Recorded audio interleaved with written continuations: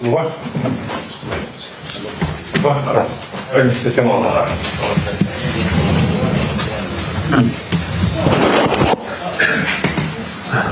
a microphone? No, cool, yeah. What's that? Who'd like to start?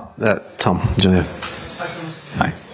In your TV interview, you said you felt a bit frozen. What do you mean exactly by that? I felt us more lively when we were 2-1 behind. I felt us in possession, a bit stuck, and we were not moving enough we were not brave enough to pass through the gaps. We were not free enough to control balls under pressure. For the most part of the first half, we had, I think, half ball possession, but our ball possession was mainly in the own half or around the middle line. Our chances came from transition after ball wins, which is not a problem. We had 2 big chances to go 2-0 up even. We didn't take them. But the reaction after 2-1 just showed me that suddenly I saw what I see on the training ground. We are able to do double movements. We are able to find combinations. We have better distance to each other. We find better combinations with more fluidity. We go through gaps. We have chances with back heels. We have suddenly creativity that we were struggling with before. Still, I think it's our responsibility to lose the match due to 2 very, very cheap goals that we conceded. We're not happy with the result. I'm okay with the reaction that we showed. I think we equalized and had chances to equalize, big chances, and to turn maybe the match around. We didn't, so the result is the result. And it is, like I said, it is a learning. It is a tough learning at the moment because we hate to lose. But that's what it is. And we use this test. Everyone who played deserved to play. I am 100% convinced of that. And we need to see the players under these kind of conditions against one of the top 20 teams in the world to be smarter after. Jonathan? Senegal clearly have some good attacking players, but you look very open and it's quite easy for them to get chances to go through you right from the start. What was your thoughts? Yeah, they started very well. We had big problems in the duels, in the one-on-one duels. They were superior to us. It took us a long time to get a foot into duels and to step up towards the athleticism and the physicality in one-on-one duels. 100%, I agree. When we did, we straight away could get dangerous in offensive counterattacks, but yeah, that was a point where we were like second best over a long period in the first half. Second half, I found us then in control suddenly. I don't know if it was easier to play from right to left today, because then we were in control. We dominated the match in ball possession and made it a bit easier to also be closer to the man. We said it in halftime that we need to step up in the one-on-one duels, in the physicality, in the 50-50 challenges. We need to step up and win these balls for us. And then we conceded in a moment where it was absolutely not coming, and we're on the back foot. But still, I like the reaction. I like the energy that came from the bench and the quality. And the players were ready to turn it around, but it did not happen. Andy Dunn. Hi, Thomas. I know you addressed this in the TV interview as well, but obviously Ivan and Toney only came on right towards the end. He didn't look particularly happy on the bench. He has said before, in the last summer, that he finds it difficult and finds it sort of hard to come on that late, and he feels it's a bit harsh for it to come on that late in the game. But what was in your thinking not to bring him on earlier, for example, when he took Harry off? No, that was too early. And Morgan, we wanted to play there with Morgan Rogers, more fluid, much more physical player. I think it was too early for Ivan, because the game, just that we said, was so physical. Opponent was very physical, and we were not close enough to the goal consistently to get his strengths into play. That is my view of the game. And then later on, we created big chances with Morgan Rogers and Ebbs and Morgan Gibbs-white. So we were there, we equalized, and then we tried to bring him on for kind of a special task to be in the end in the box and use his experience in finishing. For me, he is on this kind of level a player that needs to be in the box and needs to be in and very, very close to the box. And in the moment earlier where we had the changes, we were not so close in the box. It was more an open game. It was a lot of intensity needed against the ball to get into a higher pressing situation, because we struggled on the ball. So we wanted to bring more bodies into the opponent's half to play a higher pressing, and that we chose different players for that.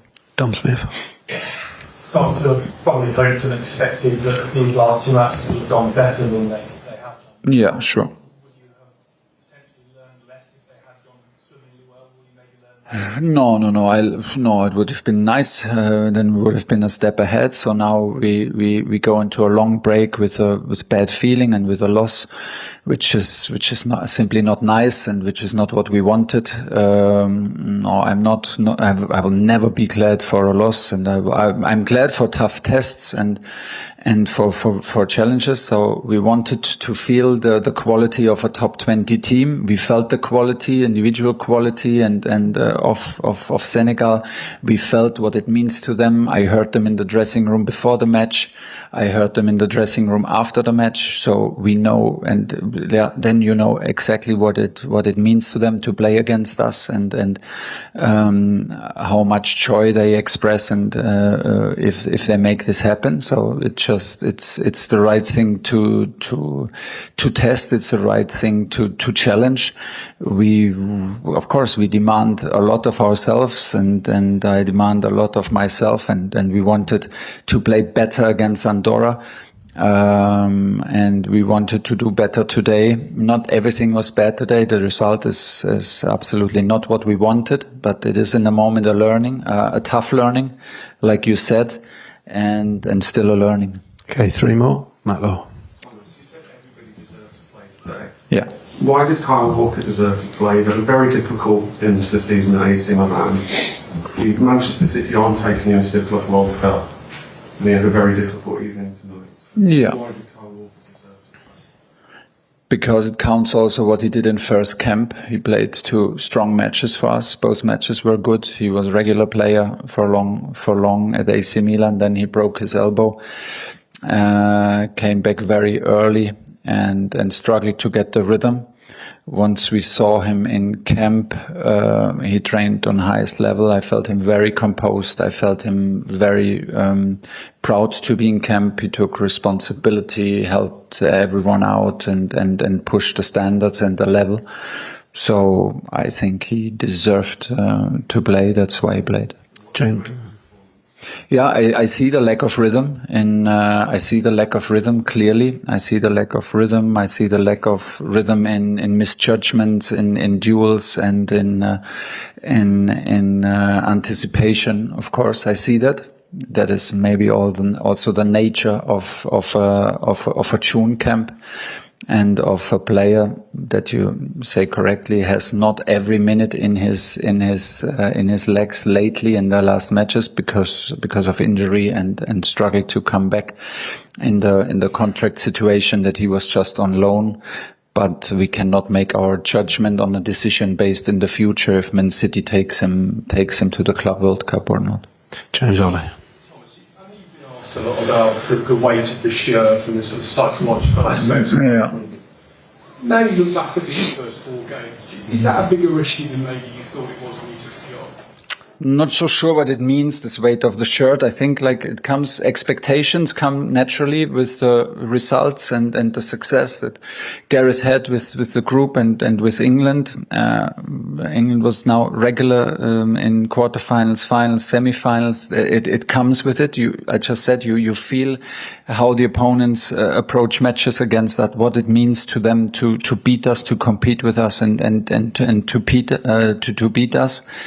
I heard it because my changing room was next to the dressing room of Senegal. And I just asked myself, would we have celebrated in the same manner? And I asked myself, would I have been the first one in the dressing room and scream England and knock my fist on some boxes? And would the players then have joined, or would they just have thought, well, what's wrong with the gaffer? It's just a friendly match. He needs to calm down. Okay, I exaggerate a little bit, but I include myself. I don't think that our players would be so happy and so excited about it, and not because they are not, but just maybe because they demand it from themselves, and maybe the history, the latest history brings it with it that they think that everything is normal, and we need to win, and we need to win in style, and we need to win comfortably, and we need to beat everyone, and it needs to look easy, and we want to be exciting, and everything mixed together. And it feels like a little bit that it holds us down, because I feel this, I see the smile, I see the liveliness in training. That's why I also tell you pretty much all the time that I'm excited about what I see, and that I have strong belief in what we can do. But we miss in the moment the translation to the pitch. There is another detail into it that exactly from my point of view on the sideline, and maybe I have to also review it, but we had our best and most exciting and most lively phase after we were 2-1 down, and that just shows me that maybe for some players it was like, okay, nothing to lose anymore, nothing to hold on to, and nothing to be too tight. And suddenly we found gaps, suddenly we found turns, suddenly we had one-on-ones that we could win offensively and go through gaps and have runs and shorter distances. Finish you, Simon Page. Tomorrow marks a year today to the World Cup starting. Yeah. Obviously, fans have enjoyed more ups and downs in the last 8 years. Is the key message now not to panic? 100%, yes, 100%. We lost a test match, so there's no need to panic. We have 3 qualification games. We have 9 points and not conceded, and we will be competitive. And we will be competitive in September. We will go for 2 more victories. 100%. We know more now. We are smarter. It is tough at the moment. I'm the first one to dislike and hate losses like nothing else. But it's not next week. We don't go next week to the World Cup. We go in 1 year, and I think by nature it will get more competitive in the nomination process and in the demands for the players to be nominated and to be with us in September, October, November, because of the density, because we enter then a World Cup season. I think this comes by nature, and from there we go. Thank you, everyone. Cheers. Thank you, guys.